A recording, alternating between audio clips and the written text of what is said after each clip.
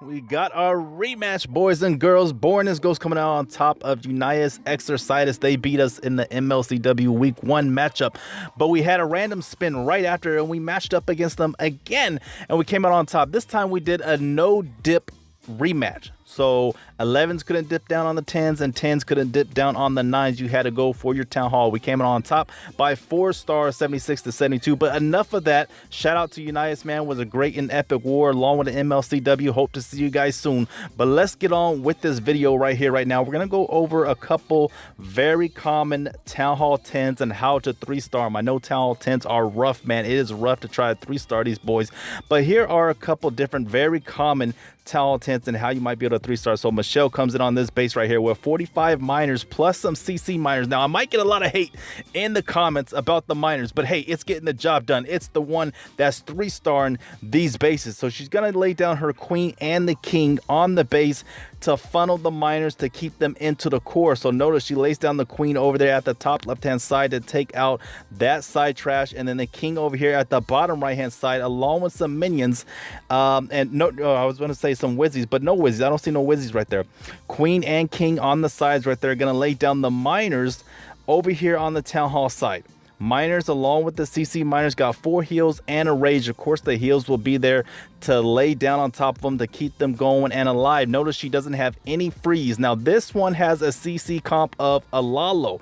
Usually you want to make sure you take out the loon, but Michele wasn't able to take out the loon with the poise. Somehow the loon survives. But otherwise, if it's something different than a Lalo, that is something you're going to have to adjust to where your kill squad will take care of the CC. If it's a baby dragon or a big daddy drag, something like that, or some witches, you will have to take care of the CC if it's not a Lalo. But usually if it's just a hound and a loon, use your poise to take care of the loon. Don't worry about the dog so much, but you got to take care of the loon. But I guess in this case, no, you don't. Michele just goes right for it, and she 3-stars it. So laying down the heals, also the rage right there in the core, allowing him to get amped up, take out that high-profile damage, and the enemy queen. She got one more heal left. Notice she's just laying down right in the middle to try to benefit both sides. Instead of just choosing one side, she's just laying it right down the middle to try to benefit both groups of minors. And this one is done. Dada, as you can see, she's going to rip it right apart. Now attacking the bomb towers, even in the face of danger right here. The bomb tower getting taken care of, and they just take one to the face, bam, and still in the green. So these miners are something else. Even though this is not a max Town Hall 10, you guys will get an idea of how you might be able to 3-star this style base, because a lot of you guys having problems. I mean, and I know it's rough. It's rough trying to 3-star a Town Hall 10, so I'm trying to help you guys out with some of these very common TH10 layouts.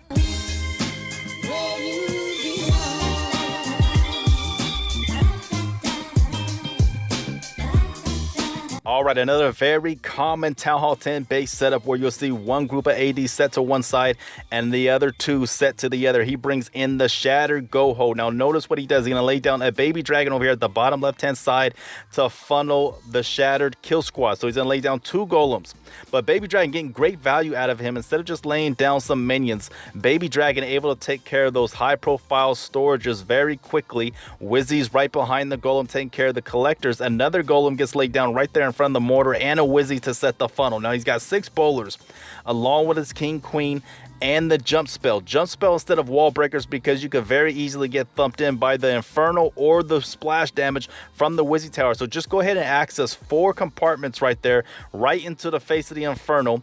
There he goes. Golems are tanking hardcore, lays down the poi for the CC and the enemy queen. Bowlers getting in there, throwing the rocks, and he's able to take out 1 bomb tower.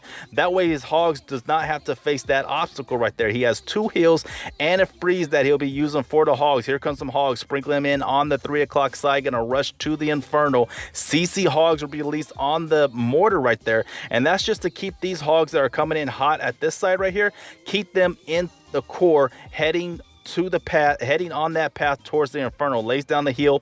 He was very patient with that first one, laying it down only when they were taking on some pressure from the streams of fire from the Inferno. Lays down that freeze, froze it really nicely. He got one more heal left in the bag. Giants on the mortar right there, doing a little bit of distraction from some point defenses. I'm not sure if that was totally needed, but it did take out the mortar and keep the hogs in the core. So very nice plotting that one out, man. Laid down that final heal right there where the bomb tower was and the giant bomb to keep the hogs alive. So Queen's still in the core. Got some cleanup troops, of course. Wizzies along with some minions on the outside. Queen ability still left. Gonna pop that here soon enough. Even a full golem. So might even be able to get away with just bringing one golem. I don't know. Maybe not. No, just bring the 2 golems because that's what got the 3-star Grim. Bring the 2 golems to allow that much more tank for your kill squad to get deep into the core and take out some good prime real estate. Very nice job coming from I'm So Honey. All right, so look, I just want to go back real quick to that last attack that we just watched to show the benefit of the 2 golems. What's very important too is setting this funnel, making sure your bowlers, king, queen, all get into this compartment right here and not strain off. Sometimes coming at this angle can be very risky, but the benefit of bringing 2 golems, especially with the CC comp like that, is the tank lasting, allowing them to take out this compartment too, taking out that bomb tower and keeping the hogs in this sector up here. Otherwise, the hogs would have went up in here and then way over here, and your hogs just would have been everywhere instead of just staying to this sector right here and moving on into the inferno. So the benefit of bringing 2 golems is allowing your kill squad to work and marinate their nastiness onto this compartment, taking care of it and funneling the hogs, keeping them in this sector and getting right into the face of that inferno. Very nice job, man. Now, I know this is not a max Town Hall 10 base, but it is a very common Town Hall 10 base. And a lot of times you'll see TH10s hit this base with Bowler Witch because everything is kind of compact. The bowlers can throw those rocks, hit multiple buildings at once, and the witches on the sides can tag team the perimeters while the core army takes care of the core. But yes, Alex coming here with the Lalo. Now, I like this strategy coming in with the Lalo because he's able to take care of a lot of the base with the kill squad. And in fact, he takes out 3 ADs, the CC, a Disco Inferno, and the enemy queen, along with some other stuff, some prime real estate. So baby dragons on the side right there, just setting up the funnel along with a couple of bowlers, making sure the kill squad pours right into this 1 o'clock compartment to get right in the face of the Disco Inferno and get right to the queen. So some wall breakers gonna get let down, bust right through the first set of walls, jump to get on into the core. He's got 3 rage, a jump, a poi, 2 haste, and another poi. So double poi.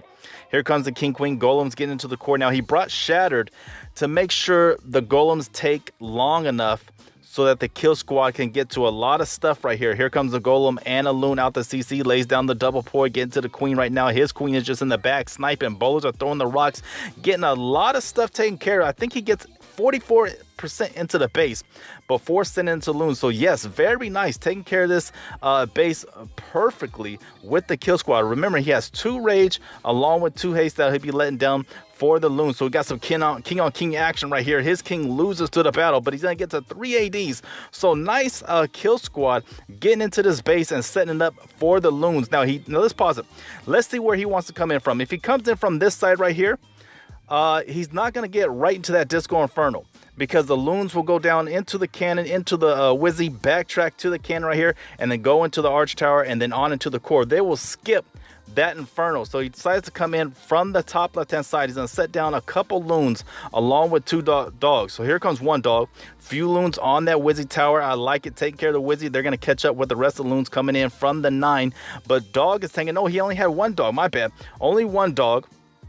He's got 1 more rage left. Dog bust, and look at this. Loon's coming in hot right here at the 7 o'clock. Gonna get right into the face of that Inferno. Everything is funneled for everything just to go right into it. Take it out with ease, man, because there's no defenses popping up right here. Loon's able to just path right to the Inferno and get right into the core. Very nice job coming from our boy Alex. Has some cleanup troops that he's spawning on the outside. Just some minions. Loons are still left. Help him take out with the cleanup process. Very, very nice job coming from our boy Alex flexing on top of this Town Hall 10. Oh!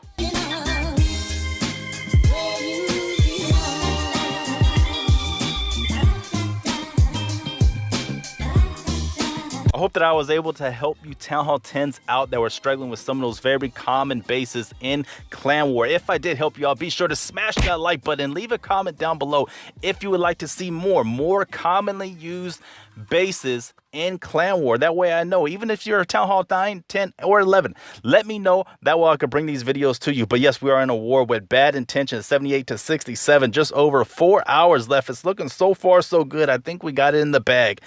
And yes, remember to stay flexing, my boys.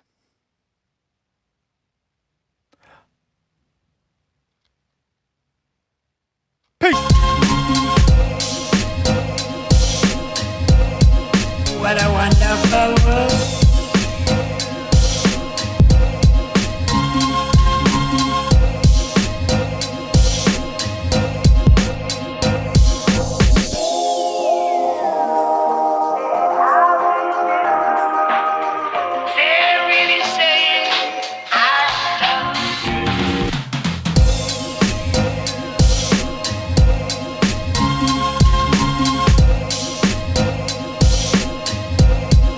What a wonderful world.